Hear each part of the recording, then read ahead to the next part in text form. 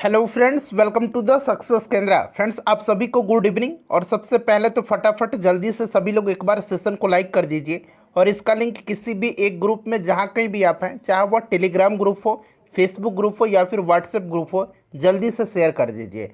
Friends, जैसे आप लोग जानते हैं कि डेली शाम में हम लोग बिहार पुलिस कांस्टेबल की जो भर्ती वर्ष 2023 में 21,391 पदों पर आई हुई है, उसके लिए हम लोग एक फुल लेंथ प्रैक्टिस सेट को। जी हाँ फ्रेंड्स, इस फुल लेंथ सेट में टोटल 100 क्वेश्चन होते हैं, 100 प्रश्न होते हैं। जिस प्रकार से आपकी एग्जाम यानी कि बिहार पुलिस के एग्जाम में प्रश्न पूछे जाएंगे, 100 के 100 प्रश्न जो है काफ़ी इंपॉर्टेंट है। इसमें हिंदी, अंग्रेजी, गणित यानी कि कंप्लीट सिलेबस जो है बिहार पुलिस का जिस प्रकार से पैटर्न है, वैसे ही हम लोग इस सेट को कवर करते हैं।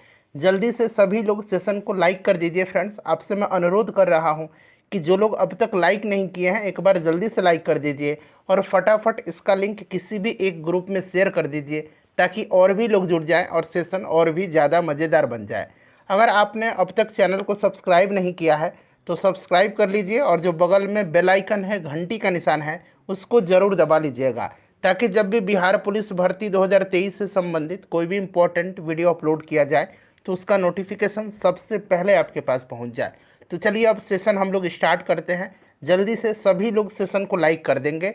चलिए शुरू करते हैं आज का सेशन। बिहार पुलिस का यह ओरिजिनल प्रैक्टिस सेट है। टोटल इसमें 100 क्वेश्चंस हैं। जिस प्रकार से बिहार पुलिस के एग्जाम में प्रश्न पूछे जाएंगे, सभी लोग इस सेट को पूरा लगाइए और अपना अपना स्कोर जो है कमेंट करके ज़रूर बताइएगा। आज हमारा यह सेट नंबर 11 है। फ्रेंड्स, अगर आपने प्रीवियस सेट को सेट नंबर 1 से लेकर के 10 तक को नहीं देखा है तो ज़रूर देख लीजिएगा। लिंक आपको डिस्क्रिप्शन बॉक्स में मिल जाएगा। जूम कर देता हूं ताकि प्रश्न जो है आपको और स्पष्ट रूप से दिखाई दे। पहला प्रश्न पढ़ेंगे। आज के सेशन का पहला प्रश्न है कि हड़प्पा में मिट्टी के बर्तनों पर सामान्यतः किस रंग का उपयोग हुआ था। सभी लोगों को आंसर कमेंट करना है। मेरे प्यारे भाई बहन, सबको आंसर कमेंट करना है और आप कोशिश करेंगे 5 से 7 सेकंड के बीच में अपना आंसर कमेंट कर देने के लिए। उसके बाद जो भी करेक्ट आंसर होगा मैं आपको पूरी डिटेल में बताने का प्रयास करूंगा। प्रश्न को आप जब भी पढ़ेंगे, चाहे यह सेट लगा रहे हो या फिर आप एग्जामिनेशन हॉल में हो, ध्यानपूर्वक प्रश्न को पढ़ना है। प्रश्न में क्या पूछा जा रहा है उसके अनुसार आपको आंसर देना है। चलिए बताइए कि हड़प्पा में मिट्टी के बर्तनों पर सामान्यतः, यहाँ पर देखिए सामान्यतः शब्द लगा हुआ है, किस रंग का उपयोग हुआ था। तो देखिए अगर हम बात करें तो हड़प्पा निवासी मिट्टी के बर्तनों का व्यापक पैमाने पर निर्माण करते थे और ये जो मिट्टी के बर्तन थे ये सामान्यतः जो थे ये लाल रंग के थे। ऑप्शन ए राइट आंसर हो जाएगा। ये जो मृदभांड होते थे इनके ऊपरी हिस्सों में लाल रंग की पुताई की जाती थी। वैसे अगर हम बात करें तो हड़प्पा के कुछ बर्तनों पर स्लेटी रंग के भी परत पाए गए हैं और साथ साथ कुछ बर्तनों पर काले रंग की भी परत चढ़ाई जाती थी, लेकिन यहाँ पर सामान्यता लगा हुआ है, इसीलिए ऑप्शन ए इसका बिल्कुल राइट आंसर होगा। चलिए दूसरा प्रश्न पढ़िएगा कि भारत में पशुपालन एवं कृषि के प्राचीनतम साक्ष्य कहाँ से प्राप्त हुए हैं। सभी लोग आंसर कमेंट करेंगे। पूरा का पूरा यह सेट जो है बड़ा महत्वपूर्ण प्रश्न है। इसमें पूरा सेट लगाइए और अपना स्कोर कमेंट करके बताइए। देखिए फ्रेंड्स, सीएसबीसी जो बिहार पुलिस कांस्टेबल का एग्ज़ाम कंडक्ट करवाती है, जो आपका एडमिट कार्ड का लिंक दिया गया है, वहाँ पर एक और लिंक दिया गया है। उस नोटिफिकेशन में जो OMR का जो यहाँ पर सैंपल दिया गया है, एक बार आप सभी लोग उसको ध्यान से पढ़ लीजिएगा कि एग्ज़ाम में आपको OMR में क्या क्या भरना है, ताकि उस समय आपको याद रहे कि रोल नंबर भरना है, आपका जो आर्टिकल लिखना है, अनुच्छेद लिखना है, वो हिंदी और अंग्रेजी दोनों में लिखना है। तो इस चीज़ को आप ज़रूर ध्यान रखेंगे, ठीक है। चलिए बताइए, भारत में पशुपालन एवं कृषि के प्राचीनतम साक्ष्य प्राप्त हुए हैं।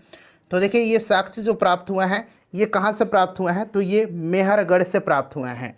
ठीक है, मेहरगढ़ से प्राप्त हुए हैं। मेहरगढ़ जो है यह किस युग से संबंधित है, ये भी प्रश्न बन सकता है। तो मेहरगढ़ नवपाषाण युग से संबंधित है। ठीक है, मेहरगढ़ इसका राइट आंसर हो जाएगा। चलिए आगे बढ़ेंगे, नेक्स्ट क्वेश्चन कर लेंगे कि बिहार में बख्तियार खिलजी के हमले की पहला विवरण प्राप्त हुआ है। अब यहाँ पर देखिए ये 4 पुस्तकें दी गई हैं। चारों पुस्तकों के लेखकों का मैं नाम आपको बता दूंगा। तो इस प्रकार से 4 प्रश्न तो वैसे ही आपके कवर हो जाएंगे। देखिए सबसे पहले देखिए तारीख़ हिंद। तारीख़ हिंद के लेखक कौन है, तो तारीख़ हिंद के लेखक है अल बरूनी। तबकात ए नासिरी, ये तबकात है, तबकात ए नासिरी, इसके लेखक हैं मिनहाजुद्दीन सिराज। ठीक है, यहाँ पर देखिए ताज उल मासिर, ताज उल मासिर, ताज उल मासिर के लेखक कौन है? तो हसन निजामी हैं, हसन निजामी हैं। और तारीख़ मुबारक शाही, इसको लिखा है किसने? तो याहिया बिन अहमद सरहिंदी, याहिया बिन अहमद सरहिंदी। तो इन चारों पुस्तकों के लेखकों का नाम आप ज़रूर याद रखेंगे। बिहार में बख्तियार खिलजी के हमले का पहला विवरण प्राप्त हुआ है। तो देखिए ध्यान दीजिएगा, देखिए फ्रेंड्स, ये जो बख्तियार खिलजी था यह कुतुबुद्दीन ऐबक का सेनापति था, कुतुबुद्दीन ऐबक का सेनापति था। इसने जो है नालंदा और विक्रमशिला बिहार को तहस नहस कर दिया और राजधानी ओदंतपुरी पर कब्जा कर लिया था। यह आपको भलीभांति याद होगा। पर्शियन इतिहासकार मिनहाजुद्दीन सिराज ने अपनी पुस्तक तबकात ए नासरी, तबकात ए नासरी में जो है याद रखेंगे उसके हमले के बारे में विस्तार से विवरण किया हुआ है। ऑप्शन बी राइट आंसर हो जाएगा। नेक्स्ट क्वेश्चन है कि नालंदा बिहार का विध्वंस किसने किया था? तो अभी मैंने आपको बता दिया ये किया था किसने, जल्दी से आंसर कमेंट कर दीजिए। तो यह किया था किसने? तो फ्रेंड्स बख्तियार खिलजी ने, बख्तियार खिलजी राइट आंसर हो जाएगा। चलिए अगला प्रश्न है कि इल्तुतमिश ने बिहार में अपना प्रथम सूबेदार किसको नियुक्त किया था? इल्तुतमिश ने बिहार में अपना प्रथम सूबेदार किसको नियुक्त किया था? चलिए बताएंगे, सभी लोग इसका आंसर कमेंट करेंगे, जल्दी जल्दी आंसर कमेंट करना है। देखिए 1225 ईस्वी में, 1225 ईस्वी में इल्तुतमिश ने बिहार शरीफ एवं बाढ़ पर अधिकार किया था, बिहार शरीफ एवं बाढ़ पर अधिकार कर लिया था और राजमहल की पहाड़ियों में तेलियागढ़ी के समीप हिसामुद्दीन एवज को पराजित किया था, हिसामुद्दीन एवज को पराजित किया था। और एवज के स्थान पर एवज के स्थान पर इल्तुतमिश ने मलिक जानी को बिहार का सूबेदार नियुक्त किया था। तो मलिक जानी राइट आंसर हो जाएगा। ठीक है, चलिए नेक्स्ट क्वेश्चन का, चलिए क्वेश्चन नंबर 6 पढ़िए कि किस दिल्ली सुल्तान ने रक्त एवं लौह की नीति अपनाई थी? आसान सा प्रश्न है, जल्दी से आंसर कमेंट कर दीजिए ताकि हम लोग आगे बढ़ जाएं। तो देखिए आपको पता है कि यह बलबन ने किया था, बलबन ने रक्त एवं लौह की नीति अपनाई थी। और बलबन ने जो है कौन सी उपाधि धारण किया था? तो नियामत खुदाई। ये प्रश्न ऑलरेडी बिहार पुलिस में पूछा जा चुका है कि नियामत खुदाई की उपाधि किसने धारण किया था? नियामत खुदाई की उपाधि तो याद रखेंगे बलबन ने। बलबन के अनुसार सुल्तान पृथ्वी पर ईश्वर का प्रतिनिधि है और उसका स्थान पैगंबर के बाद है। सुल्तान को कार्यों को करने की प्रेरणा और शक्ति ईश्वर से प्राप्त होती है, ऐसा बलबन का मानना था। ऑप्शन बी राइट आंसर हो जाएगा। चलिए नेक्स्ट क्वेश्चन करेंगे कि 1760 का प्रसिद्ध वांडीवास का युद्ध अंग्रेजों द्वारा किसके खिलाफ लड़ा गया था? मोस्ट इंपॉर्टेंट क्वेश्चन है, वांडीवास का युद्ध कब हुआ था? तो 1760 में हुआ था। अच्छा, ये वांडीवास का युद्ध किस राज्य में हुआ था? अगर आपसे राज्य पूछ लिया जाए तो ये भी याद रखना आपको, तमिलनाडु का एक वांडीवासी जगह है, तमिलनाडु का एक वांडीवासी जगह है, वहीं पर यह युद्ध हुआ था। तमिलनाडु राज्य याद रखेंगे। ठीक है, और यह युद्ध जो हुआ था यह अंग्रेज और फ्रांसीसियों के मध्य हुआ था। अंग्रेजी सेना का नेतृत्व कौन कर रहा था? तो आयरकुट कर रहा था, आयरकुट अंग्रेजी सेना का नेतृत्व कर रहा था और फ्रांसीसी सेना का नेतृत्व काउंट डी लाली कर रहा था। कौन कर रहा था? काउंट डी लाली कर रहा था। इसमें अंग्रेजों की जीत हुई और फ्रांसीसी हार गए थे। ऑप्शन ए राइट आंसर इसका हो जाएगा। ठीक है, चलिए नेक्स्ट क्वेश्चन करेंगे कि निम्नलिखित में से किस अंग्रेज अधिकारी ने पुर्तगालियों को स्वाली के स्थान पर हराया था? चलिए बताएंगे, राइट आंसर इसका क्या हो जाएगा? निम्नलिखित में से किस अंग्रेज अधिकारी ने पुर्तगालियों को स्वाली के स्थान पर हराया था? तो देखिए ये हराया था किसने? तो राइट आंसर इसका ऑप्शन नंबर बी हो जाएगा, थॉमस बेस्ट ने, थॉमस बेस्ट। ठीक है, देखिए ये जो कैप्टन बेस्ट था इसके द्वारा सूरत के बंदरगाह की विजय ने पुर्तगाली एकाधिकार की निर्भरता को भंग कर दिया और सूरत में अस्थायी रूप से फैक्ट्री स्थापित किया गया। ऑप्शन बी हो जाएगा, थॉमस बेस्ट। ठीक है, याद रखिएगा किस अंग्रेज अधिकारी ने? तो थॉमस बेस्ट ने पुर्तगालियों को स्वाली के स्थान पर हराया था। नेक्स्ट क्वेश्चन है कि इलाहाबाद की संधि के बाद रॉबर्ट क्लाइव ने मुर्शिदाबाद का उपदीवान किसे बनाया था? अच्छा, ये इलाहाबाद की संधि जो है, इलाहाबाद की संधि कब हुई थी? तो याद रखेंगे फ्रेंड्स 12 अगस्त 1765 को, 12 अगस्त 1765 को जो मुगल बादशाह शाह आलम द्वितीय था, इसने कंपनी को बंगाल, बिहार और उड़ीसा की दीवानी प्रदान किया था। कब? तो याद रखेंगे 12 अगस्त 1765 को, 12 अगस्त 1765 को। ठीक है फ्रेंड्स। और देखिए रॉबर्ट क्लाइव ने मुर्शिदाबाद का उपदीवान जो है यह मोहम्मद रजा खां को जो है बनाया था, और बिहार का सीताब राय को बनाया था। ये भी आप ध्यान रखिएगा। ठीक है। चलिए क्वेश्चन नंबर 10 है। और फ्रेंड्स एक बार सभी लोगों से मैं अनुरोध कर रहा हूँ कि प्लीज़ जल्दी से सेशन को लाइक कर दीजिए। आप लोग बिल्कुल लाइक नहीं करते हैं फ्रेंड्स। प्लीज़, इतने सारे लोग देखते हैं और लाइक इतना कम होता है, तो प्लीज़ लाइक ज़रूर किया करें। देखिए शाह आलम द्वितीय ने ईस्ट इंडिया कंपनी को बंगाल, बिहार तथा उड़ीसा की दीवानी कब प्रदान की थी? तो अभी मैंने आपको बताया था, डेट सहित मैंने आपको बताया था। बताइए राइट आंसर इसका क्या हो जाएगा, करेक्ट आंसर इसका क्या हो जाएगा? तो याद रखेंगे फ्रेंड्स, यह होगा 12 अगस्त। यहाँ पर सुधार कर लीजिए, ऑप्शन में 15 दिया गया है। ठीक है, यहाँ पर 12 अगस्त बना लीजिए, 12 अगस्त 1765 को। क्लियर, 12 अगस्त 1765 को। चलिए नेक्स्ट क्वेश्चन कर लेंगे कि निम्न में से कौन सा मानव अधिकार भारतीय संविधान के अंतर्गत मौलिक अधिकार भी है? कौन से इसमें से मानव अधिकार भारतीय संविधान के अंतर्गत मौलिक अधिकार भी है? चलिए फटाफट सभी लोग इसका जल्दी से आंसर कमेंट कर दीजिए कि करेक्ट आंसर इसका क्या होगा। सभी लोग आंसर कमेंट करिए, राइट आंसर इसका क्या हो जाएगा। तो देखिए यहाँ पर आप ध्यान देंगे फ्रेंड्स, यहाँ पर आप ध्यान देंगे, करेक्ट आंसर इसका क्या हो जाएगा। तो देखिए इसमें से सभी हो जाएगा, सूचना का अधिकार भी, काम का अधिकार भी, शिक्षा का अधिकार भी, तो इनमें से सभी राइट आंसर हो जाएगा। ठीक है, शिक्षा का अधिकार आर्टिकल 21 में आपको याद ही है, और ये काम का अधिकार भी, देखिए काम करने का हक आर्टिकल 21 में निहित जीवन के अधिकार के तहत सुरक्षित है, काम का अधिकार। ठीक है, तो इस प्रकार से सभी हो जाएगा। सूचना का अधिकार RTI आपको याद ही है, राइट टू इन्फॉर्मेशन, यह मौलिक अधिकार है, तो सारा का सारा राइट आंसर हो जाएगा। चलिए उसके बाद देखिएगा कि भारत के संविधान में मौलिक कर्तव्य किस संविधान संशोधन द्वारा जोड़ा गया? सिंपल सा क्वेश्चन है, बताइए। मौलिक कर्तव्य जो है यह जोड़ा गया था, तो देखिए यह 42वां संविधान संशोधन जो कि 1976 में हुआ था, इसी के तहत जोड़ा गया था। ठीक है, सरदार स्वर्ण सिंह समिति का अनुशंसा पर उस समय 10 मौलिक कर्तव्य थे, लेकिन वर्तमान में 11 मौलिक कर्तव्य हैं। ठीक है फ्रेंड्स, याद रखिएगा, बड़ा ही महत्वपूर्ण है। इसको भाग 4A के अनुच्छेद 51A के अंतर्गत जो है रखा गया है, इसे भी आप ध्यान रखिएगा। चलिए उसके बाद देखिए नेक्स्ट क्वेश्चन है हमारा, क्वेश्चन नंबर 13 कि भारत के राष्ट्रपति अपनी शक्तियों का प्रयोग किस माध्यम से करते हैं? भारत के राष्ट्रपति अपने शक्तियों का प्रयोग किस माध्यम से करते हैं? चलिए बताइएगा, करेक्ट आंसर इसका क्या हो जाएगा। देखिए फ्रेंड्स, आर्टिकल 52 जो है इसमें कहा गया है कि भारत का एक राष्ट्रपति होगा, और ये आर्टिकल 53 जो है इसमें कहा गया है कि राष्ट्रपति संघ की कार्यपालिका का प्रमुख होगा, यानी कि संघ की कार्यपालिका शक्ति राष्ट्रपति में निहित होगी, और वह इसका प्रयोग संविधान के अनुसार स्वयं या अपने अधीनस्थ अधिकारियों के माध्यम से करेगा। तो option number A right answer हो जाएगा, सीधे अथवा अपने अधीनस्थ अधिकारियों के माध्यम से यह करेगा। ठीक है, चलिए अगला प्रश्न करेंगे। क्वेश्चन नंबर 14 है कि यदि राष्ट्रपति एवं उपराष्ट्रपति का पद खाली हो तो भारत के राष्ट्रपति के पद पर कौन होता है? देखिए कितना अच्छा प्रश्न है फ्रेंड्स। प्लीज़ आपसे मैं एक बार फिर से रिक्वेस्ट कर रहा हूं कि सेशन को एक बार सभी लोग जल्दी से लाइक कर देंगे, सभी लोग इसको लाइक कर देंगे एक बार फ्रेंड्स। प्लीज़ सभी लोग लाइक कर दीजिए, लाइक बिल्कुल फ्री है मेरे भाई बहन, एक बार प्लीज़ लाइक कर दीजिए।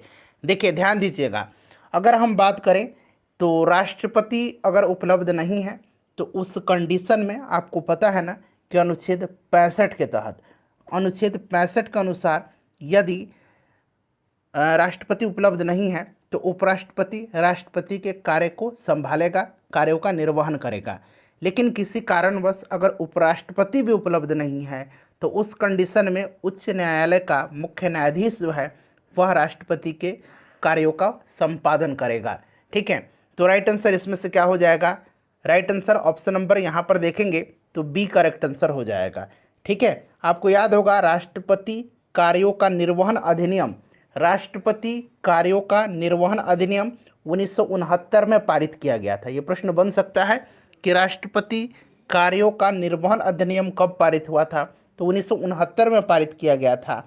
और इस अधिनियम के अनुसार जब राष्ट्रपति या उपराष्ट्रपति उपलब्ध नहीं होते हैं या उनकी मृत्यु हो जाती है तो उस कंडीशन में भारत का जो मुख्य न्यायाधीश है या राष्ट्रपति के रूप में कार्य करता है या राष्ट्रपति के कार्यों का निर्वहन करता है।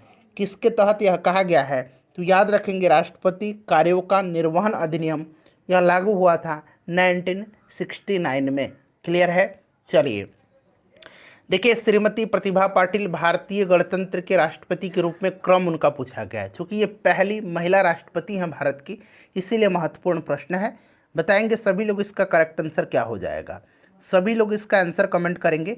तो देखिए, अगर हम बात करें तो प्रतिभा देवी सिंह पाटिल ने व्यक्ति के अनुसार, अगर व्यक्ति के अनुसार, चूंकि राजेंद्र प्रसाद 2 बार राष्ट्रपति बने थे, तो व्यक्ति के अनुसार बात करें तो ये 12वें राष्ट्रपति हैं व्यक्तिगत तौर पर। लेकिन अगर हम बात करें कार्यकाल के अनुसार तो कार्यकाल के अनुसार यह 13वां राष्ट्रपति थी। ठीक है, ध्यान रखिएगा, राइट आंसर ऑप्शन नंबर इसका डी हो जाएगा। यह 13वां राष्ट्रपति थी या 12वां व्यक्तिगत तौर पर आप कह सकते हैं। ठीक है, भारतीय गणतंत्र के राष्ट्रपति के रूप में तो यह राष्ट्रपति के रूप में 13वां, ठीक है, व्यक्तिगत तौर पर 12वां। क्लियर? चलिए, श्री मोहम्मद हामिद अंसारी का भारत के उपराष्ट्रपति के रूप में क्रमांक क्या है? इनका भी क्रम पूछा जा रहा है। तो इनका क्रम जो है व्यक्ति के अनुसार 12वां था और उपराष्ट्रपति के क्रम में इनका क्रम जो है 13वां था। वर्तमान में उपराष्ट्रपति कौन है? तो जगदीप धनखड़ साहब हैं।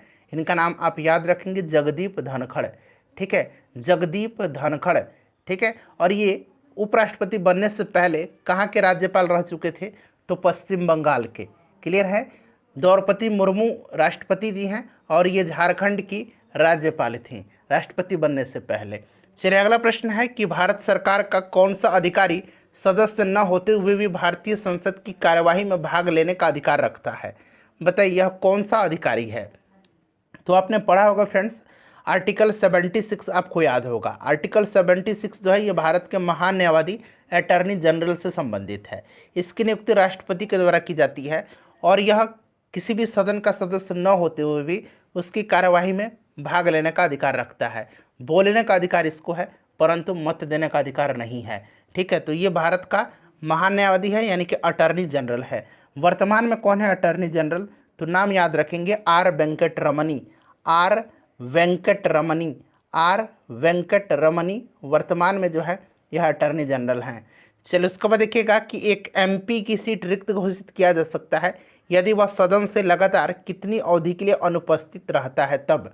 सभी लोग जल्दी से आंसर कमेंट कर देंगे। मेरे प्यारे भाई बहन, अभी बचा हुआ जो 12-13 दिन है, जी तोड़ मेहनत करिए, रिवीजन करिए, ज़्यादा से ज़्यादा एक सेट बनाइए और जो टाइम आपको दिया जा रहा है 2 घंटे का, उसी में प्रयास करिए सेट बनाने का और कोशिश करिए OMR सीट पर सेट बनाने का ताकि आपका अभ्यास हो जाए। ठीक है, चलिए बताइएगा सभी लोग, एक बार जल्दी से सेशन को लाइक कर देंगे। राइट आंसर इसका 60 दिन होता है, आपको याद है। ऑप्शन में अगर 60 दिन रहेगा तो आप 60 दिन पर क्लिक करेंगे। यहाँ पर 2 माह दिया गया है तो ऑप्शन 2 माह हो जाएगा, क्योंकि सामान्यतः 60 दिन में 2 महीना होता है। ठीक है, सामान्यतः, वैसे 31 दिन वाला महीना में तो 60 दिन नहीं होगा। ठीक है, चलिए 2 माह यहाँ पर दिया गया है। ग्रह जिसका कोई भी उपग्रह नहीं है वह कौन सा ग्रह है? अच्छा, टोटल सौरमंडल में कितने ग्रह हैं? ज़रा भाई एक बार आप लोग कमेंट करिए, तो मैं देखना चाहता हूँ कि आपको आंसर पता भी है या नहीं कि कितने ग्रह होते हैं, कितने ग्रह हैं अभी।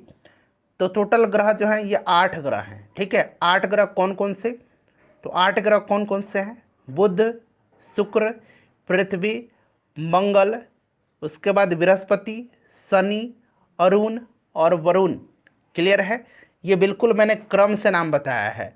सूर्य से दूरी के अनुसार अगर बात करें तो सबसे पहले बुध आएगा, बुध के बाद शुक्र, शुक्र के बाद पृथ्वी, पृथ्वी के बाद मंगल, मंगल के बाद बृहस्पति, फिर शनि, अरुण और आखिर में वरुण। क्लियर है? कौन से 2 ग्रह हैं याद रखेंगे जिनका कोई भी उपग्रह नहीं है? तो बुध और शुक्र के पास जो है, बुध और शुक्र के पास कोई भी उपग्रह नहीं है। ठीक है, सबसे ज़्यादा उपग्रह वाला ग्रह कौन सा है? तो यह अब शनि ग्रह हो गया है, शनि ग्रह है। ठीक है, याद रखिएगा। तो ऑप्शन नंबर इसका बी राइट आंसर हो जाएगा। सौरमंडल का सर्वाधिक गर्म ग्रह कौन सा है? सौरमंडल का सर्वाधिक गर्म ग्रह कौन सा है? सभी लोग जल्दी से आंसर कमेंट कर दीजिए। सौरमंडल का सर्वाधिक गर्म ग्रह जो है ये कौन सा है? तो सर्वाधिक गर्म जो ग्रह है यह ग्रह कौन सा है? तो यह ग्रह शुक्र ग्रह है। शुक्र ग्रह के पास कोई भी उपग्रह नहीं है। इसे पृथ्वी की जुड़वा बहन, पृथ्वी की भंगनी, मॉर्निंग स्टार यानी कि सुबह का तारा, इवनिंग स्टार सांझ का तारा कहा जाता है। चलिए, और लाल ग्रह किसको कहा जाता है? तो लाल ग्रह जो है ये कहा जाता है किसको? मंगल ग्रह को लाल ग्रह कहा जाता है। देखिए, इवनिंग स्टार किस ग्रह को कहा जाता है? इवनिंग स्टार, मॉर्निंग स्टार, ये सब किस ग्रह को कहा जाता है? तो फ्रेंड्स यह कहा जाता है आपको शुक्र ग्रह को। ठीक है, चलिए अगला प्रश्न करेंगे। नेक्स्ट क्वेश्चन है हमारा कि पृथ्वी तक पहुंचने के लिए सूर्य से चला प्रकाश समय लेता है लगभग। लगभग में यहाँ आपको बताना है। ठीक है, यानी कि सूर्य के प्रकाश को पृथ्वी तक पहुंचने में कितना समय लगता है? सभी लोग इसका आंसर कमेंट कर दीजिए एक बार।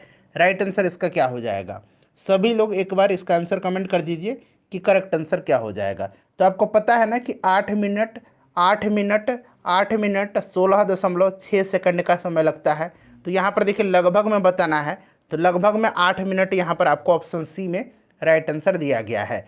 चलिए, उसके बाद देखिएगा कि पृथ्वी को सूर्य की परिक्रमा करने में 365.25 दिन या 365 दिन 6 घंटे 9 मिनट 9.51 सेकंड का समय लगता है। इसको क्या कहा जाता है? यहाँ ऑप्शन में यहाँ पर गलत दिया गया है। ठीक है, तो यहाँ पर इसको क्या कहा जाता है? तो आप लोग इसको सुधार लेंगे।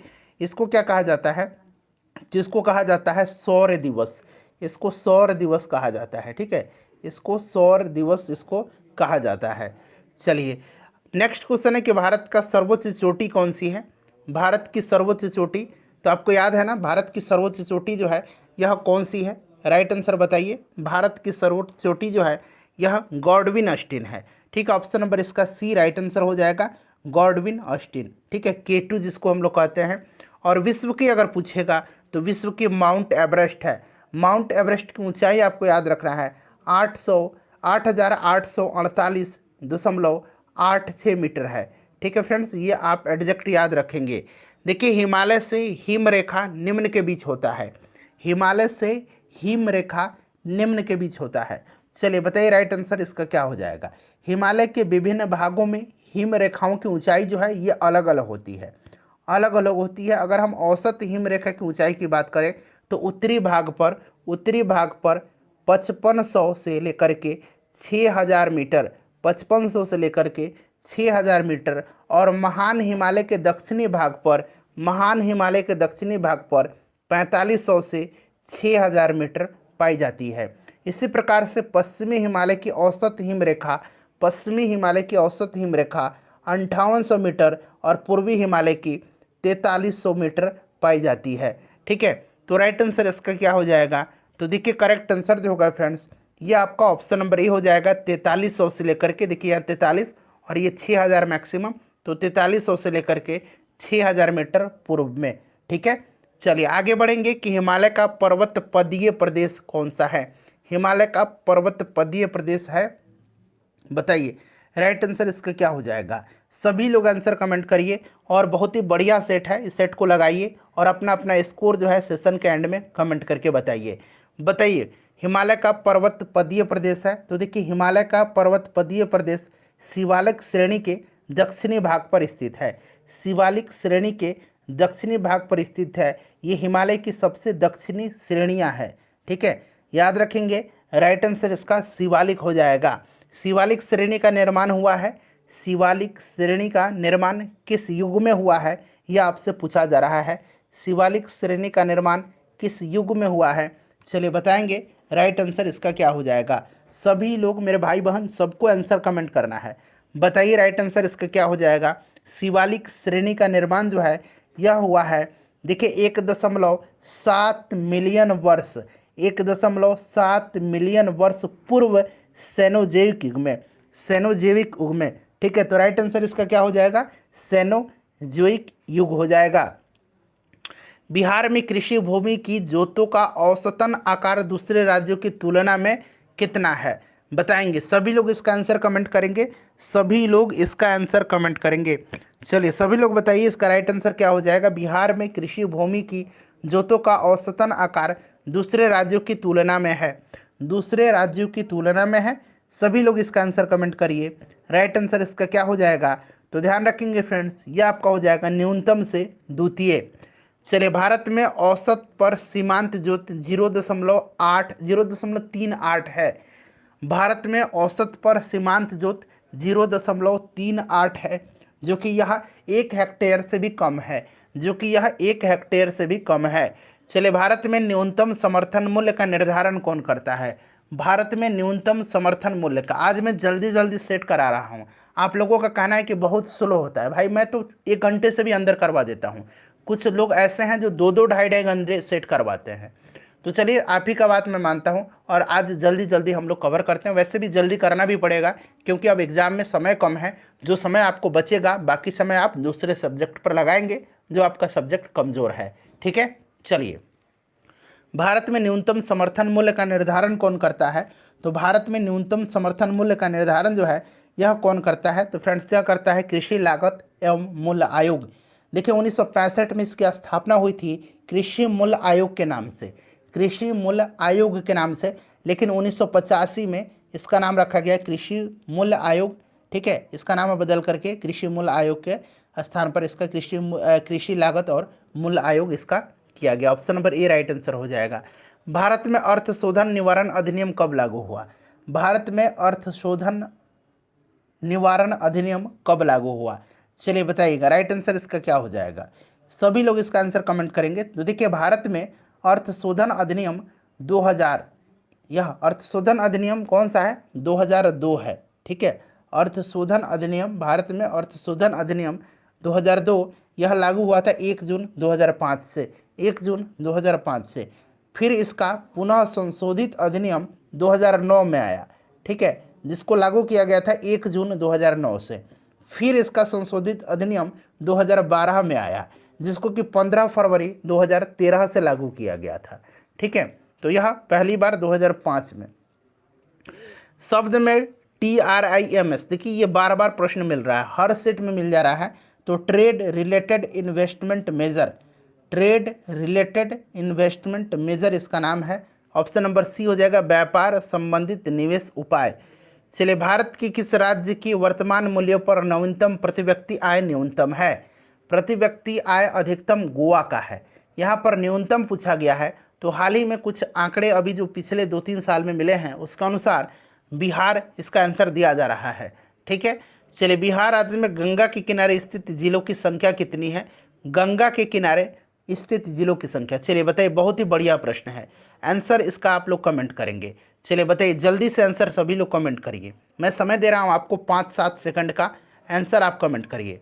सभी लोग आंसर करेंगे, इस प्रश्न को लगाई, सभी लोग लगाइए। ठीक है, चलिए, टोटल जो है 12 जिलों से होकर के गंगा नदी गुजरती है, 12 जिलों से। ठीक है, 12 जिलों से होकर के गुजरती है। नाम आपको याद रखना है, 12 जिलों से होकर के गुजरती है।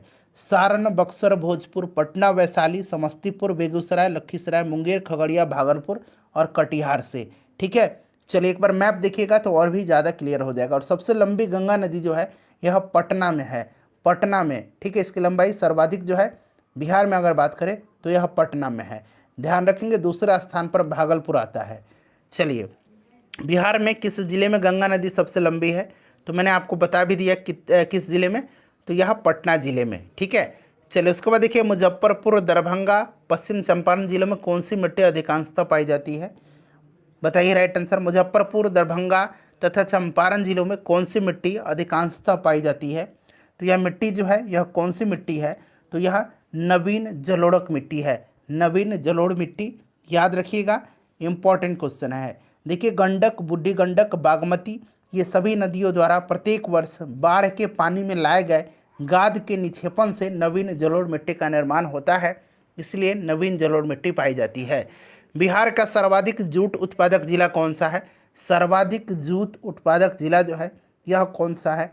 जल्दी से आंसर कमेंट करिए। अगर भारत में पूछेगा कि सर्वाधिक जूट उत्पादन किस राज्य में होता है, तो पश्चिम बंगाल में होता है, पश्चिम बंगाल में होता है। लेकिन बिहार में जो जिला सर्वाधिक जूट का उत्पादन करता है, यह जिला कौन सा है? तो यह पूर्णिया है, पूर्णिया है। चलिए, उत्तर बिहार किसके लिए प्रसिद्ध है? उत्तर बिहार किसके लिए प्रसिद्ध है? चलिए बताएंगे, सभी लोग इसका आंसर कमेंट करिए कि उत्तर बिहार किसके लिए प्रसिद्ध है। तो उत्तर बिहार जो है, यह बाढ़ के लिए फेमस है। उत्तर बिहार में चूंकि कई नदियाँ पाई जाती हैं, जो कि गंगा से भी आकर के मिल जाती हैं, और ये पहाड़ी क्षेत्र की नदियाँ ये बाढ़ का कारण भी बनती है। ठीक है, और उत्तर बिहार में नेपाल से भी पानी आता है, ये सब भी आपको पता है। तो यह आपका बाढ़ हो जाएगा। ओपेक का मुख्यालय पूछा गया है। ओपेक का फुल फॉर्म पहले जान लीजिए। इसका फुल फॉर्म होता है organization of the petroleum exporting country. Organization of the petroleum exporting country. ठीक है, इसकी स्थापना कब हुई थी? 1960 में इसकी स्थापना इराक के बगदाद में हुई थी। इराक के बगदाद में 1960 में इसकी स्थापना हुई थी। ठीक है, याद रखेंगे। और इसका हेडक्वार्टर जो है ये ऑस्ट्रिया के वियना शहर में है। ऑस्ट्रिया के यहाँ में लिखते हैं ऑस्ट्रिया के, ठीक है, ऑस्ट्रेलिया नहीं, ऑस्ट्रिया के वियना में है। चलिए, किस खेल के परिसर को डायमंड कहते हैं? डायमंड खेल परिसर से भी प्रश्न बन सकता है। ठीक है, तो किस खेल परिसर को डायमंड कहते हैं? चलिए बताइएगा, राइट आंसर क्या हो जाएगा? किस खेल परिसर को डायमंड कहते हैं? तो डायमंड कहा जाता है बेसबॉल के परिसर को। गोल्फ के परिसर को क्या कहा जाता है? कोर्ट कहा जाता है। टेनिस के परिसर को क्या कहा जाता है? टेनिस के परिसर को गोल्फ के कोर्स कहा जाता है, कोर्ट नहीं, इसको कोर्स कहा जाता है। ठीक है, कोर्स कहा जाता है, यहाँ सुधार कर लीजिए। टेनिस के परिसर को कोर्ट कहा जाता है। ठीक है, और बाउल्स के परिसर को क्या कहा जाता है? तो ग्रीन्स कहा जाता है, ग्रीन्स कहा जाता है। ठीक है, ध्यान रखिएगा। चलिए, 1 किलोग्राम मात्रा को 9.8 मीटर की ऊंचाई तक उठाने में कितना कार्य किया जाएगा? तो आपको याद है ना फ्रेंड्स, याद है ना कि W इक्वल टू क्या होता है? mgh होता है। ठीक है, mgh। यहाँ पर मास दे रखा है 1 किलोग्राम। जी आपको पता है 9.8 होता है। ठीक है, 9.8 होता है। और यहाँ पर हाइट भी देखिए कितना दिया गया, 9.8 ही इसका हाइट दिया गया है। इसको सॉल्व कर लीजिएगा तो करेक्ट आंसर आ जाएगा आपका। करेक्ट आंसर इसका कितना आ जाएगा? तो यहाँ पर देखिए 9.8 दो बार है, तो 9.8 का पावर इस तरह से 2 जूल आपका ऑप्शन बी में दिया गया है। देखिए, ठीक है, 1 वाट आवर कितना बराबर होता है? 1 वाट आवर आपको बताना है कितना जूल के बराबर होता है। सभी लोग इसका आंसर कमेंट करेंगे। अच्छा, 1 किलोवाट आवर आपको याद होगा, ये तो आपको निश्चित रूप से याद होगा। 1 किलोवाट आवर में 3.6 गुना 10 के पावर 6 जूल होता है। ठीक है, 1 किलोवाट आवर में, 1 किलोवाट आवर में। लेकिन यहाँ पर देखिए 1 वाट आवर पूछा गया है, तो उस हिसाब से इसका जो राइट आंसर हो जाएगा 3.6 गुना 10 के पावर 3 जूल हो जाएगा। ठीक है, 3 जूल हो जाएगा। चलिए, नेक्स्ट क्वेश्चन है। खाली ऑप्शन देखें, इलेक्ट्रॉनों की संख्या N2 में आबंध बनाने में भाग लेते हैं। साइंस का प्रश्न बड़ा ही बेहतरीन है, इसमें साइंस का प्रश्न जो है बड़ा ही बेहतरीन है। चलिए बताइएगा इसका राइट आंसर क्या होगा, लगाइए इस प्रश्न को। देखिए, अगर हम बात करें तो नाइट्रोजन अणु प्रत्येक नाइट्रोजन द्वारा 3 इलेक्ट्रॉनों की साझेदारी से बनता है। कितने? 3 इलेक्ट्रॉनों की साझेदारी से बनता है। क्योंकि न्यूट्रॉन में आउटर सेल में 5 इलेक्ट्रॉन होते हैं। न्यूट्रॉन का एटॉमिक नंबर 7 होता है, तो 2 और 5, तो यहाँ 3 और यहाँ 2। ठीक है, ठीक है, ध्यान रखिएगा। तो ये जो साझेदारी हो रहा है वही कह रहा है कि नाइट्रोजन अणु प्रत्येक नाइट्रोजन द्वारा 3 इलेक्ट्रॉनों की साझेदारी से बनता है। इसीलिए साझा किए गए इलेक्ट्रॉनों की कुल संख्या कितनी होगी? तो ये 6 हो जाएगी। कितनी? 3 यहाँ देखिए, 3 यहाँ देखिए, ये 6 हो जाएगी। ठीक है, ध्यान दीजिएगा।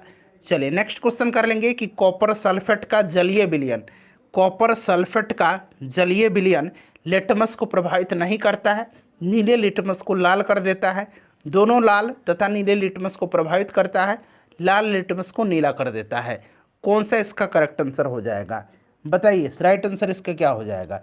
कॉपर सल्फेट का जलीय विलयन नीले लिटमस को लाल कर देता है, नीले को लाल कर देता है, ध्यान रखिएगा। चलिए नेक्स्ट क्वेश्चन कर लेंगे कि अम्ल वर्षा किस पर्यावरण प्रदूषण से बनती है? अम्ल वर्षा एसिड रेन। बताइए राइट आंसर क्या हो जाएगा? बड़ा ही इंपॉर्टेंट क्वेश्चन है फ्रेंड्स। प्लीज़ आपसे मैं एक बार फिर से अनुरोध कर रहा हूं कि सेशन को एक बार लाइक कर दीजिए। अगर आपने अब तक लाइक नहीं किया, जो लोग लाइक कर दिए हैं वो लोग लाइक नहीं करेंगे, जो लोग लाइक नहीं किए हैं वही लोग लाइक करेंगे। चलिए कर दीजिए जल्दी से लाइक। अम्ल वर्षा किस पर्यावरण प्रदूषण से बनती है? तो अम्ल वर्षा जो है यह नाइट्रस ऑक्साइड और सल्फर डाइऑक्साइड यहाँ पर दिया गया है। Option number D right answer हो जाएगा।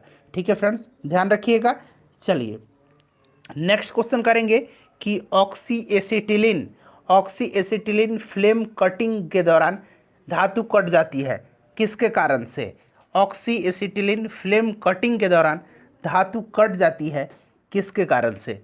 बताइए राइट आंसर क्या हो जाएगा। देखिए ऑक्सी एसिटिलीन फ्लेम कटिंग में दो गैसों ऑक्सीजन और एसिटिलीन का प्रयोग किया जाता है।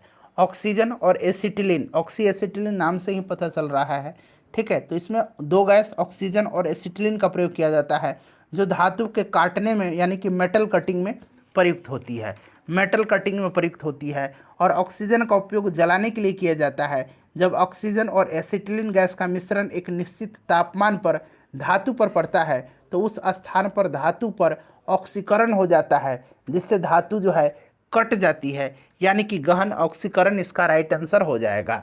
चलो उसके बाद देखिएगा कि क्लाइन-फेल्टर सिंड्रोम में गुणसूत्र की संख्या कितनी हो जाती है। क्लाइन-फेल्टर सिंड्रोम यह एक प्रकार का आनुवांशिक रोग है, यह एक प्रकार का आनुवांशिक रोग है, ठीक है। चलिए बताइएगा कि इसमें गुणसूत्र की संख्या कितनी हो जाती है। क्लाइन-फेल्टर सिंड्रोम जो है इसमें गुणसूत्र की संख्या कितनी हो जाती है। देखिए अगर हम बात करें तो सामान्य मनुष्य में गुणसूत्र की संख्या कितनी होती है। पहले सभी लोग आंसर कमेंट करेंगे, गुणसूत्र की संख्या कमेंट करना है, जोड़ी नहीं कमेंट करना है। गुणसूत्रों की संख्या सामान्य मनुष्य में तो ये 46 होती है, जोड़ी में पूछेगा तो 23 जोड़ी होती है। लेकिन इस जो रोग है यह क्लाइन-फेल्टर सिंड्रोम, इसमें 47 हो जाती है, ठीक है, 47 हो जाती है, ध्यान रखिएगा। चलिए पित्तरस का निर्माण कहाँ होता है। पित्तरस का निर्माण जो है ये कहाँ होता है, पित्तरस क्षारीय होता है, ठीक है। इसका निर्माण जो है कहाँ पर होता है, इसका निर्माण यकृत में होता है, लिवर में होता है, याद रखिएगा, ठीक है। निर्माण इसका यकृत में होता है और यह भोजन को अम्लीय से क्षारीय बना देता है, इस चीज़ को आपको ध्यान रखना है। पादप का सेल यानी कि पादप का जो सेल वाल है, ठीक है, सेल वाल कोशिका जिसको हम लोग कोशिका भित्ति बोल सकते हैं, यह बना होता है। तो पादप का सेल वाल किसका बना होता है, तो यह बना होता है सेलुलोज का, ठीक है, सेलुलोज का, कवक का काइटिन का बना होता है, कवक का काइटिन का बना होता है, ठीक है, ध्यान रखिएगा, इंपॉर्टेंट क्वेश्चन है। चलिए 4 ओम प्रतिरोध पर 10 एम्पियर की धारा 30 मिनट तक प्रवाहित करने पर आंतरिक ऊर्जा कितनी होगी। चलिए बताइएगा आंतरिक ऊर्जा कितनी होगी। सभी लोग इसका आंसर कमेंट करेंगे। यहाँ पर देखिए 30 मिनट दिया गया है, तो इसको अगर हम सेकंड में बदल दें तो 60 से गुना कर देंगे तो ये 1800 सेकंड हो जाएगा ना, 1800 सेकंड। अब देखिए आपने पढ़ा होगा, यहाँ पर देखिए 4 ओम प्रतिरोध पर 10 एम्पीयर की धारा 30 मिनट पर यानी कि अब 18 सेकंड तक प्रभावित करने पर ऊर्जा कितनी होगी। H इक्वल टू पढ़ा है आपने I² RT, ठीक है। अब यहाँ पर देखिए I कितना दिया गया, I यहाँ पर 10 एम्पियर दिया गया, तो 10 का स्क्वायर कर दीजिए, ठीक है। उसके बाद देखिए R 4 ओम दिया गया है और समय जो है 1800 सेकंड दिया गया है, क्लियर है, 1800 सेकंड। अब इसको आप सॉल्व करेंगे तो ये आपका हो जाएगा 18 चौका 72, 2 जीरो यहाँ पर हो जाएगा, चूँकि ये 10 है तो 100 हो जाएगा, 2 जीरो यहाँ पर और 2 जीरो यहाँ पर दिया गया है, ठीक है, यानी कि ये 4 जीरो यहाँ पर हो जाएगा, ठीक है, 4 जीरो हो जाएगा। तो अब इसका कितना हो जाएगा, 72 गुना 10 के पावर 4 जूल हो जाएगा, 72 गुना 10 के पावर 4 जूल। ऑप्शन में देखिए कहाँ पर दिएगा, ऑप्शन डी में दिया गया है। चलिए अगला प्रश्न हमारा कि वायुमंडल, देखिए वायुमंडल की ऊपरी परत द्वारा किस प्रकार के विकिरणों का अवशोषण किया जाता है। ऊपरी परत के द्वारा किस प्रकार के विकिरणों का जो है अवशोषण किया जाता है। राइट आंसर इसका क्या हो जाएगा, तो देखिए यह परावैंगनिक किरण हो जाएगा। परावैंगनिक किरण, इससे क्या होता है, चर्म कैंसर होता है, स्किन कैंसर होता है, ठीक है, ध्यान रखिएगा फ्रेंड्स, बड़ा ही इंपॉर्टेंट है यह। ओजोन का एक अणु ऑक्सीजन के 3 अणु से मिलकर के बनता है, याद रखिएगा, ठीक है। और सूर्य से निकलने वाले परावैंगनिक किरण को ओजोन परत के द्वारा शोषित कर लिया जाता है। ओजोन का फॉर्मूला O3 होता है, जिससे मैंने आपको बताया था कि ओजोन के एक अणु ऑक्सीजन के 3 अणु से मिलकर के बनते हैं। कांच का नीला रंग निम्नलिखित में से कौन प्रदान करता है। कांच का नीला रंग जो है यह कौन प्रदान करता है। कांच का नीला रंग जो है यह किसके कारण होता है, तो यह होता है, जल्दी से आंसर कमेंट कर दीजिए जल्दी से। तो देखिए यह कांच का नीला रंग होता है कोबाल्ट ऑक्साइड के कारण से, ठीक है। सोडियम क्रोमेट या फेरस ऑक्साइड के कारण कांच का हरा रंग होता है, ठीक है। सोडियम क्रोमेट या फेरस ऑक्साइड के कारण कांच का हरा रंग होता है। फेरिक ऑक्साइड के कारण कांच का रंग भूरा भी होता है, ठीक है, ध्यान रखिएगा। चलिए उसके बाद देखिएगा कि रॉकेट की गति पर निम्नलिखित में से कौन सा संरक्षण सिद्धांत लागू होता है। रॉकेट की गति पर कौन सा संरक्षण सिद्धांत जो है लागू होता है, तो ये कौन सा है, तो ये रैखीय संवेग संरक्षण, आपको याद होगा संवेग संरक्षण हो जाएगा। संवेग क्या है, किसी वस्तु के द्रव्यमान और वेग के गुणनफल को, ठीक है, संवेग कहते हैं, द्रव्यमान और वेग के गुणनफल को संवेग कहते हैं, आपको पता भी होगा, ठीक है, याद रखिएगा। राइजोबियम जीवाणु पाए जाते हैं। राइजोबियम जो है ये नाइट्रोजन स्थिरीकरण में काम आते हैं, नाइट्रोजन स्थिरीकरण में। और ये जीवाणु जो है वायुमंडलीय नाइट्रोजन को नाइट्रेट के रूप में जमीन में स्थिर रखते हैं, ठीक है, जो कि दलहनी पौधों की जड़ों में पाए जाते हैं। दलहनी इसका राइट आंसर दलहन हो जाएगा। डीएनए पाया जाता है, DNA deoxy ribo nucleic acid. DNA को आनुवांशिक पदार्थ के रूप में जाना जाता है, आनुवांशिक पदार्थ के रूप में जाना जाता है, और यह मुख्य रूप से कोशिका के केंद्रक और माइटोकॉन्ड्रिया में पाया जाता है। कोशिका के केंद्रक और माइटोकॉन्ड्रिया में पाया जाता है, ठीक है, तो केंद्रक और माइटोकॉन्ड्रिया याद रखिएगा। साइटोलॉजी किसका अध्ययन है, साइटोलॉजी किसका अध्ययन है, तो साइटोलॉजी जो है यह अध्ययन कहलाता है कोशिका का, ठीक है, कोशिका का अध्ययन साइटोलॉजी कहलाता है। उत्तक का अध्ययन जो है ये हिस्टोलॉजी कहलाता है, हिस्टोलॉजी कहलाता है, उत्तक का अध्ययन हिस्टोलॉजी कहलाता है, ठीक है, याद रखिएगा। और हड्डियों का अध्ययन ऑस्टियोलॉजी कहलाता है, ऑस्टियोलॉजी ऑस्टियोलॉजी कहलाता है। क्लियर। चलिए, अंतर्राष्ट्रीय योग दिवस कब मनाया जाता है। अंतर्राष्ट्रीय योग दिवस जो है यह प्रत्येक वर्ष मनाया जाता है 21 जून के दिन, ठीक है, उत्तरी गोलार्ध पर सबसे बड़ा दिन होता है इस दिन, ध्यान रखिएगा फ्रेंड्स। चलिए उसके बाद देखिए, और पहली बार ये कब मनाया गया था, 2015 में इसकी शुरुआत हुई थी, ठीक है, याद रखिएगा। चलिए आगे बढ़ेंगे, नेक्स्ट क्वेश्चन कर लेंगे। 7 अप्रैल को स्वास्थ्य दिवस मनाया जाता है, ध्यान रखिएगा। चलिए, राष्ट्रीय ग्रामीण विकास संस्थान कहाँ पर स्थित है। राष्ट्रीय ग्रामीण विकास संस्थान जो है ये कहाँ पर है, तो देखिए इसकी स्थापना 1958 में हुई थी और यह हैदराबाद में है। रविन्द्रनाथ टैगोर द्वारा निम्न में से किस संस्था की स्थापना की गई थी। रविन्द्रनाथ टैगोर ने विश्व भारती की स्थापना किया था। रविन्द्रनाथ टैगोर ने विश्व भारती जो सेंट्रल यूनिवर्सिटी है इसका स्थापना किया था। पश्चिम बंगाल में है यह, बोलपुर में, ठीक है, पश्चिम बंगाल में बोलपुर में है यह, आपको याद भी होगा, अगर आप गए भी होंगे, बड़ा ही रमणीय जगह है, जाइएगा कभी। और इनको गुरुदेव भी कहा जाता है, आपको याद भी है, ठीक है फ्रेंड्स। चलिए राइट आंसर विश्व भारती हो जाएगा। उसके बाद देखिएगा कि आरबीआई में जो लोगो होता है ना, उसमें एक पेड़ आपको दिखता होगा, वह किस चीज़ का पेड़ है, ये आपसे पूछा गया। अच्छा, आरबीआई की हम बात करें तो स्थापना 1 अप्रैल 1935 को हुई थी, 1 अप्रैल 1935 को। राष्ट्रीयकरण किया गया था 1 जनवरी 1949 को। हेडक्वार्टर इसका मुंबई में है। शक्तिकांत दास वर्तमान में गवर्नर हैं। और अगर हम बात करें तो इसके लोगों में ताड़ का पेड़ है, ठीक है, ताड़ का पेड़ है, ध्यान रखेंगे, ताड़ का हो जाएगा। उसके बाद देखिए, हिडकल परियोजना जो है, ये हिडकल परियोजना ये कर्नाटक में है, किस नदी पर है, जल्दी से आंसर कमेंट कर दीजिएगा। हिडकल परियोजना कर्नाटक में है, ये इस चीज़ को आप ध्यान रखेंगे। अगर आपसे पूछा जाए तो आप बताइएगा कि कर्नाटक में है और किस नदी पर है, तो यह घाट प्रभा नदी पर है, घाट प्रभा नदी पर है। गांधी सागर परियोजना चंबल नदी पर है। दुलहस्ती परियोजना चिनाब नदी पर है, ठीक है, ये सब आप काकरा पार पूछा जाता है, ताप्ती नदी पर है, काकरा पार, ठीक है, काकरा पार ताप्ती नदी पर है। चलिए नेक्स्ट क्वेश्चन हमारे कि महाभारत युद्ध कितने दिनों तक चला था। महाभारत का युद्ध जो है यह कितने दिनों तक चला था।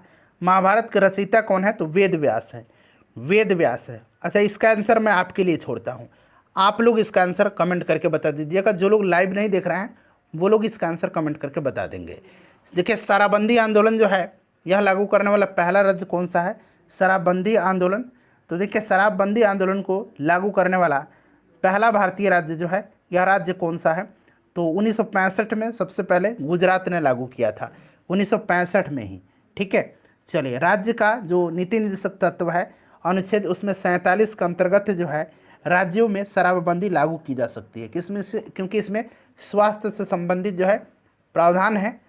चलिए उसके बाद देखिएगा कि सामरिक शस्त्र न्यूनीकरण संधि स्टार्ट किनके बीच की संधि है, बताइए। राइट आंसर इसका क्या हो जाएगा, करेक्ट आंसर इसका क्या हो जाएगा, तो सामरिक शस्त्र न्यूनीकरण संधि यूएसए और रसिया के बीच में है, यूएसए और रसिया के बीच में है। इस संधि का लक्ष्य हथियारों का बड़ा भंडार बनाने की तरफ बढ़ते रुझानों को पर काबू पाना है और यह संधि 2021 में समाप्त भी हो गया था।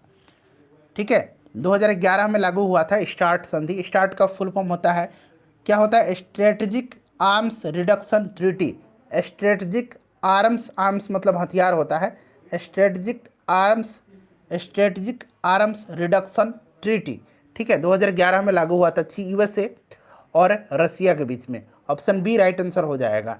चलिए उसके बाद देखिए, चंडीगढ़ के रॉक गार्डन का विकास किसने किया था? चंडीगढ़ के रॉक गार्डन का विकास किसने किया था? तो फ्रेंड्स यह किया था नेकचंद ने। किसने किया था? नेकचंद ने किया था, ध्यान रखिएगा। ठीक है, चंडीगढ़ रॉक गार्डन। चंडीगढ़ में सुखना झील है, याद रखिएगा, सुखना झील चंडीगढ़ में है, सुखना झील। चलिए, नवंबर में भारत का कौन सा राज्य संगई महोत्सव मनाया? बड़ा ही महत्वपूर्ण प्रश्न है। संगई महोत्सव मनाया जाता है कहाँ पर? याद रखेंगे, संगई मनाया जाता है मणिपुर में। ठीक है, हॉर्नबिल फेस्टिवल कहाँ पर मनाया जाता है? हॉर्नबिल नागालैंड में मनाया जाता है। ठीक है, हॉर्नबिल नागालैंड में मनाया जाता है। चलिए आगे बढ़ेंगे, नेक्स्ट क्वेश्चन कर लेंगे कि गणतंत्र दिवस 2023 पर कितने कर्मियों की राष्ट्रपति के अग्निशमन सेवा पद से स्थापित किया गया था? बताइए, गणतंत्र दिवस 2023 यह 74वां गणतंत्र दिवस था। क्रम याद रखिएगा, अब्देल फतेह अल सीसी जो मिस्र के राष्ट्रपति हैं, ये मुख्य अतिथि थे। और 74वें गणतंत्र दिवस में किस राज्य की झांकी को प्रथम पुरस्कार दिया गया था? तो उत्तराखंड की झांकी को। राइट आंसर बताइए कि कितने कर्मियों की राष्ट्रपति के अग्निशमन सेवा पदक से स्थापित किया गया था, सम्मानित किया गया था? बताइए राइट आंसर क्या हो जाएगा? तो ये 47 कर्मियों को सम्मानित किया गया था। ठीक है, चलिए अगला प्रश्न है कि भारत सरकार ने धरती पुत्र के नाम पर मशहूर मुलायम सिंह यादव को मरणोपरांत कौन सा सम्मान देने का ऐलान किया है? बताइए राइट आंसर क्या हो जाएगा? तो राइट आंसर इनको हो जाएगा पद्म विभूषण सम्मान, पद्म विभूषण सम्मान।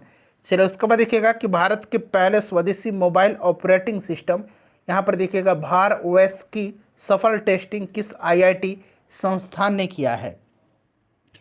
तो ये कौन सा है? तो ये आईआईटी मद्रास ने किया है। ठीक है, आईआईटी मद्रास ने। चलिए, ये भार ओएस जो है, ये ओएस मतलब ऑपरेटिंग सिस्टम इसका मतलब होता है। ठीक है, यानी कि यह एक प्रोग्राम है कंप्यूटर के लिए, ऑपरेटिंग सिस्टम की यह श्रृंखला है। ठीक है, आईआईटी मद्रास राइट आंसर हो जाएगा।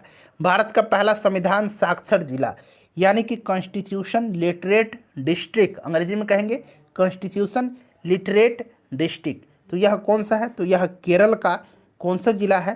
तो यह केरल का कोल्लम है, केरल का कोल्लम हो जाएगा। नेक्स्ट क्वेश्चन है कि दुर्गा का पर्यायवाची क्या होगा? दुर्गा का पर्यायवाची क्या होगा?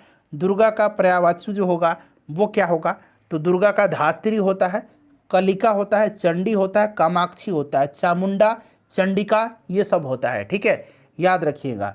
चलिए, भारती जो है यह भारती सरस्वती का होता है। ठीक है, श्री जो है ये लक्ष्मी जी का पर्यायवाची शब्द होता है। और ज्योत्सना जो होता है यह चांदनी का पर्यायवाची होता है। क्लियर? उत्कर्ष का विलोम क्या होगा? उत्कर्ष का जो है, उत्कर्ष का विलोम अपकर्ष होता है, अपकर्ष होता है, ध्यान रखिएगा। ठीक है, उत्कर्ष का अपकर्ष होता है। विचित्र के 3 समानार्थी शब्द दिए गए हैं, एक शब्द समानार्थी नहीं है, उस शब्द का चयन करें जो समानार्थी नहीं है। विचित्र का मतलब आपको पता है ना, अनूठा होता है। विचित्र का मतलब भिन्न होता है। ठीक है, विचित्र का मतलब विलक्षण होता है, रहस्यमय नहीं होता है। तिलिस्मी, रहस्यमय, ये सब अलग शब्द हैं। ठीक है, जो छाती के बल गमन करता है, वो वाक्यांश के लिए एक शब्द बताना है। जो छाती के बल गमन करता है उसको क्या कहते हैं? उसको उरग कहते हैं, उसको उरग कहते हैं। ठीक है, सिर पर पाँव रख करके भागना, यानी कि मुहावरा है यह, इसका अर्थ बताना है। तो इसका अर्थ होता है तुरंत भाग जाना। ठीक है, तुरंत भाग जाना। चलिए, उड्डयन का संधि विच्छेद क्या होगा? उड्डयन का संधि विच्छेद, एक बार सभी लोग सेशन को लाइक कर दीजिए फ्रेंड्स, प्लीज़ मैं आपसे बार बार रिक्वेस्ट करता हूँ, जल्दी से एक बार लाइक कर दीजिए। उड्डयन का आपका हो जाएगा उत प्लस यहाँ पर देखिए दिया गया उत प्लस डैन। ठीक है, जो धन कमाते हो उसमें से थोड़ा अवश्य बचाना चाहिए, इस वाक्य को पहचानना है। तो इस वाक्य में क्या है? तो इसमें इच्छावाचक है। ठीक है, इच्छावाचक वाक्य यह कहलाता है। ऑप्शन डी हो जाएगा। वाक्य शुद्ध कीजिए, रोगी को काट करके सेब खिलाओ। रोगी को काट करके, इसका शुद्ध करके बताइए। तो रोगी को काट करके सेब खिलाओ, यह हो जाएगा कि रोगी को सेब काट करके खिलाओ, रोगी को सेब काट करके खिलाओ। ठीक है, चलिए, बुंदेले हर बोलो की मुख हमने सुनी कहानी थी, खूब लड़ी मर्दानी वह तो झांसी वाली रानी थी। बताइए इस पंक्ति का रचयिता कौन है? याद होगा आपने, अगर ध्यानपूर्वक पढ़ा होगा तो सुभद्रा कुमारी चौहान की है। ठीक है, बुंदेले हर बोलो की मुख हमने सुनी कहानी थी, खूब लड़ी मर्दानी वह तो झांसी वाली रानी थी। ऑप्शन सी राइट आंसर हो जाएगा। चलिए बैताल पचीसी के रचनाकार, बैताल पचीसी के रचनाकार इसमें से हो जाएगा सुरती मिश्र। ठीक है, fill in the blanks. I just खाली स्थान दिया गया that Peter is in Australia. I just क्या होगा? I just have heard. ठीक है, have heard that Peter is in Australia. चलिए इसके बाद देखिए एंटोनिम बताना है, उल्टा बताना है। थ्रिफ्टी का उल्टा आपको बताना है। थ्रिफ्टी का उल्टा, थ्रिफ्टी मतलब किफ़ायती होता है और इसका उल्टा वेस्टफुल हो जाएगा। वेस्टफुल यानी कि अपव्ययी, अपव्ययी हो जाएगा। देखिए सिनोनिम बताना है एक्सप्लिसिट का।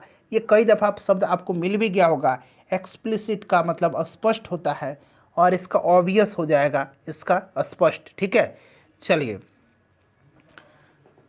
नेक्स्ट क्वेश्चन कर लेंगे कि अगला प्रश्न है हमारा कि यहाँ पर आपको एरर बताना। अगर यहाँ पर एरर नहीं है तो आप नो एरर पर टिक लगाएंगे। देखिए the GM of the company, यानी कि जो जीएम है कंपनी का, डिस्पेंस्ड द मैनेजर्स सर्विस। बताइए क्या होगा यहाँ पर? शुद्ध आपको मतलब एरर ढूंढना है कहाँ पर होगा। तो यहाँ पर आप देखेंगे फ्रेंड्स, तो यहाँ पर आपका सी वाला जो होगा ना, यहाँ मैनेजर से नहीं होगा, मैनेजर सर्विस होगा। ठीक है, तो ये वाला ऑप्शन सी हो जाएगा। A rise in rents and wages have been found to go together. ठीक है, बताइए राइट आंसर क्या हो जाएगा? तो यहाँ पर आप देखेंगे तो यहाँ पर हैव नहीं होगा, राइज इन रेंट्स एंड वेग्स। ठीक है, जो वेजेस है, वेज और रेंट्स, हैव का प्रयोग नहीं होगा, हैज़ का यहाँ होगा। ठीक है, हैज़ हो जाएगा यहाँ पर। चलिए choose the correct passive active voice. It is impossible to do this. बताइए, it is impossible to do this, it can't be done हो जाएगा इसका राइट आंसर। चलिए चूज द, यहाँ पर आपको सब वन वर्ड सब्स्टिट्यूशन है, the absence of law and order. तो ये मैंने आपको बताया था ना कि जहाँ किसी भी सरकार का राज्य नहीं होता है उसको अराजकतावाद कहते हैं, यानी कि एनार्की कहते हैं। ये शब्द आज ही मैंने कराया था शायद आपको। ठीक है, तो the absence of law and order is called anarchy, अराजकतावाद। ऑप्शन नंबर डी इसका राइट आंसर हो जाएगा। चलिए 88 के बाद 87 के बाद 88 देखिएगा कि his arguments cut no ice. ये इडियम फ्रेज आपको बताना है जो रेड किया गया यहाँ पर। देखिए cut no ice with me, यानी कि कट नो आइस का मतलब होता है कि प्रभावित नहीं करना, प्रभावित नहीं करना, यानी कि had no influence on me. ठीक है, his argument cut no ice with me, यानी कि had no influence on me. ठीक है, कोई भी प्रभाव नहीं छोड़ा। Choose the correct indirect speech, many many happy returns of your birthday we said. बताइएगा इसका राइट आंसर क्या हो जाएगा? सोच समझ करके आंसर करिए। देखिए we wished him many happy returns to his birthday. Option number C हो जाएगा। चलिए उसके बाद देखिए find the correct spelt word, यानी कि सही इसमें से कौन सा लिखा गया? एम्बेरसमेंट जो है यह सही ऑप्शन नंबर डी में लिखा गया है। ठीक है, चलिए उसके बाद देखिए इन 19 प्रश्नों में से 90 प्रश्नों में से क्या करिए, अपना स्कोर आप अभी कमेंट कर दीजिए। तब तक मैं मैथ वाला आंसर फटाफट बता देता हूँ। 2 7 12। उसके बाद कह रहा है कि 10वां पद क्या होगा? 10वां पद क्या होगा? बताइए राइट आंसर इसका क्या हो जाएगा? 10वां पद आपसे पूछ रहा है। फॉर्मूला तो आपको पता ही है, 10 जो निकालना आपको, मान लीजिए एन टर्म है तो इसका formula A plus N minus 1 into D होता है। अब यहाँ पर देखिए ए, यानी कि ए जो है यहाँ पर आपका फर्स्ट टर्म है, फर्स्ट टर्म 2 है, तो 2 प्लस एनवा टर्म आपको निकालना है। तो एनवा टर्म आपको निकालना है तो इसके लिए आप क्या करेंगे? एनवा टर्म आपको जब निकालना है तो आप एन जो है 10 है, एन 10 है, तो 10 माइनस 1 करेंगे तो ये 9 हो जाएगा। 9 इंटू कितना? डी। डिफरेंस कितना है? देखिए 2 5 7 5 12, यानी कि 5 का डिफरेंस है। ठीक है, तो 9 5 45 और 2 47 होगा। तो 47 इसका ऑप्शन ए राइट आंसर हो जाएगा। दो संख्याओं के बीच का अंतर 6 है और वर्गों के बीच का अंतर 60 है। वर्गों के बीच का अंतर यानी कि मान लीजिए ए और बी का अंतर कितना है? 6 है, और ए स्क्वायर माइनस बी स्क्वायर के बीच का अंतर कितना है? तो 60 है। अब आपको पता है ना कि ए स्क्वायर माइनस बी स्क्वायर क्या होता है, ए प्लस बी होता है इंटू ए माइनस बी होता है। ठीक है, ये कितना दिया गया, 60 दिया गया है। ठीक है, यहाँ पर देखिए ए माइनस बी आपको पता है कितना है, तो 6 है। तो आप इसको इजीली से निकाल लेंगे, तो ए प्लस बी इक्वल टू कितना हो जाएगा, तो ये 6 इधर जाएगा तो बट्टा में जाएगा, यानी कि 6 दहिया 60 यानी कि 10 है। ठीक है, तो आप उनके घनों का योग कितना होगा, उनके घनों का योग कितना होगा, उनके घनों का योग कितना होगा, तो ये आप इजीली इसको निकाल सकते हैं। उनके घनों का योग यानी कि ए क्यू प्लस बी क्यू कितना हो जाएगा, तो ए क्यू प्लस बी क्यू का फॉर्मूला क्या होता है, तो ये आप इजीली निकाल लीजिएगा। राइट आंसर मैं आपको बता देता हूँ, ऑप्शन बी हो जाएगा यहाँ पर 945। एक मिनट रुक जाइए, नहीं 520 हो जाएगा, 520 हो जाएगा। ठीक है, 520 हो जाएगा, option number D right answer हो जाएगा। चलिए उसके बाद नेक्स्ट क्वेश्चन कर लेंगे कि एक त्रिभुज का क्षेत्रफल क्या होगा जिसकी भुजा इतना इतना दिया गया है। ठीक है, तो ये आपको हीरोन का फॉर्मूला आपको पता है, root under S into S minus A S minus B into S minus C. ठीक है, ये निकाल लीजिएगा, आसान है, ऑप्शन बी इसका राइट आंसर हो जाएगा। चलिए अगला प्रश्न है 94 का करेक्ट आंसर मैं आपको बता देता हूँ। करेक्ट आंसर इसका ऑप्शन नंबर डी हो जाएगा। 95 का देख लीजिए, 95 का जो राइट आंसर हो जाएगा, 95 का करेक्ट आंसर आपका 9:2 हो जाएगा।